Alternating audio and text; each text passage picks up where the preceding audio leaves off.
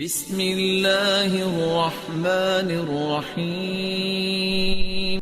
میں نے قرآن مجید میں سے 26 وہ ووادت آیتیں جو آتنکواد کو بڑھاوا دیتی تھی ان کو ہٹا کر، اور قرآن مجید کے جو سورے تھے وہ سیریل سے نہیں تھے، ان کا کرم سنکھیا ٹھیک کرتے ہوئے ایک نیا قرآن مجید تیار کر دیا ہے۔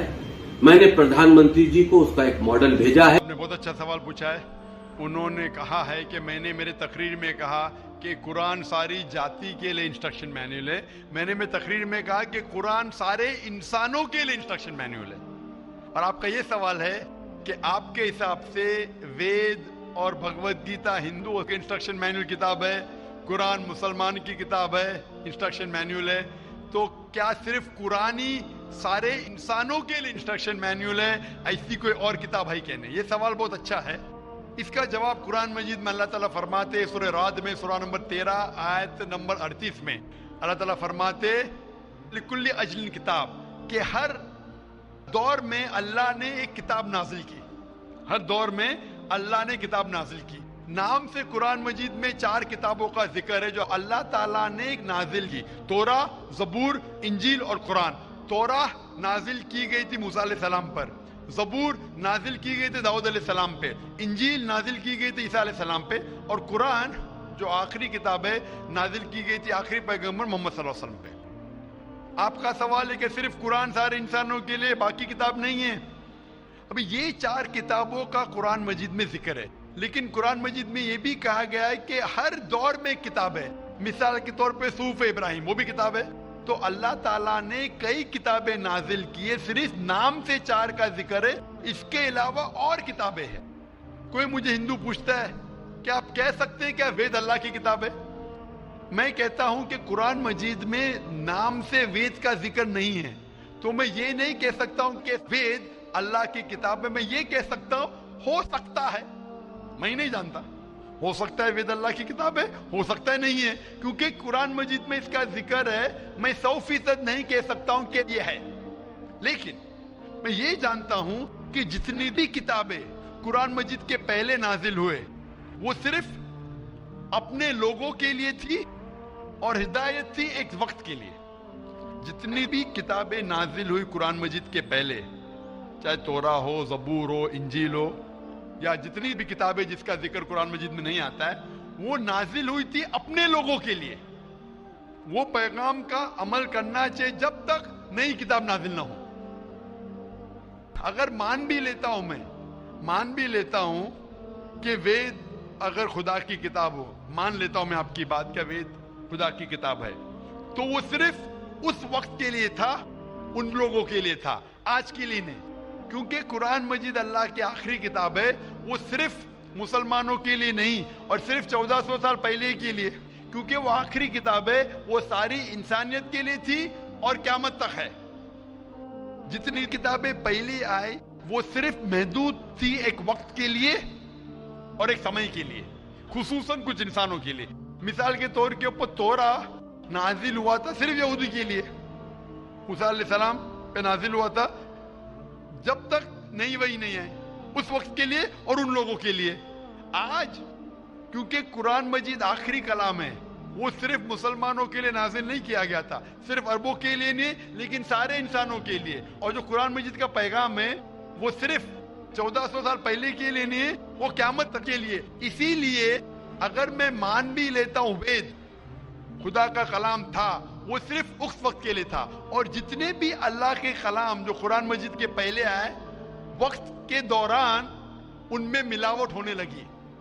آج آپ تحقیق کریں گے جتنی مذہبی کتاب قرآن مجید کے علاوہ سبھی مذہبی کتاب میں ملاوٹ ہے، اس میں کنکوکشن ہے، فیبریکیشن ہے، بہت ملاوٹ ہے۔ مثال کے طور پہ مہابھارت پڑھتے ہیں، جو کہتے ہیں پنڈت کہ مہابھارت سب سے پہلے کہا گیا تھا، ارجن کے گرینڈ سن نے کہا تھا، اس وقت 8000 شلوک تھے۔ یہ کہانی دہرائی گئی جنریشن کے بعد جنریشن، پھر مہابھارت میں ہو گئی 24000 شلوک، آج مہابھارت میں 1,00,000 شلوک ہے، تو اس میں ملاوٹ ہونے لگی۔ آج آپ دیکھیں گے مہابھارت ٹیلی ویژن پر، اس کے اندر بیک گراؤنڈ میں ماروتی کار بھی جا رہی ہے، یہ اور ایک ملاوٹ ہے ماروتی کار مہابھارت میں۔ تو اسی لیے جتنی بھی کتابیں اللہ نے نازل کی، کیونکہ وہ سارے انسانیت کے لیے نہیں تھا اور قیامت تک کے لیے نہیں تھا، اللہ تعالیٰ نے اسے ضروری نہیں سمجھا محفوظ رکھنے کے لیے، بٹ کیونکہ قرآن مجید آخری کتاب ہے اور اللہ سبحانہ و تعالیٰ جانتے کہ ایک تا قیامت تک رہنے والی ہے، اسی لیے اللہ تعالیٰ فرماتے سورہ ہجر میں سورہ نمبر 15 آیت نمبر 9 میں کہ ہم نے قرآن نازل کیا، ہم اس کی حفاظت کریں گے۔ تو اسی لیے یہ کہنا کہ باقی کتاب، تو آج قرآن مجید صرف مسلمانوں کے لیے نہیں، سارے انسانوں کے لیے، چاہے آپ ہندوستان میں رہ رہے ہو، چاہے پاکستان میں جی رہے ہو، چاہے سعودی عربیہ میں، چاہے امریکہ میں، چاہے یو کے میں، چاہے آپ ہندو مذہبی خاندان میں پیدا ہو یا عیسائی خاندان میں پیدا ہو یا مسلمان خاندان میں پیدا ہو، آج سارے انسانوں کو اللہ کے آخری پیغام قرآن مجید پڑھنا چاہیے، اس پہ عمل کرنا چاہیے، اس کی بات ماننا چاہیے۔ اسی لیے میں کہتا ہوں قرآن مجید سارے انسانوں کے لیے، یہ چیز میں وید کے بارے میں نہیں کہہ سکتا ہوں، کیونکہ اگر آپ تحقیق کرتے ہیں وید میں بھی ملاوٹ ہے۔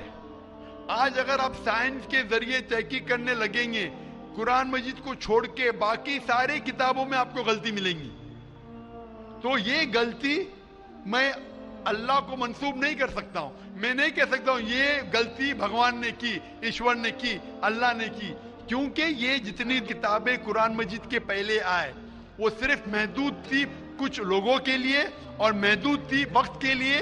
اللہ نے، بھگوان نے، ایشور نے اسے محفوظ رکھنے کی ضرورت نہیں سمجھی۔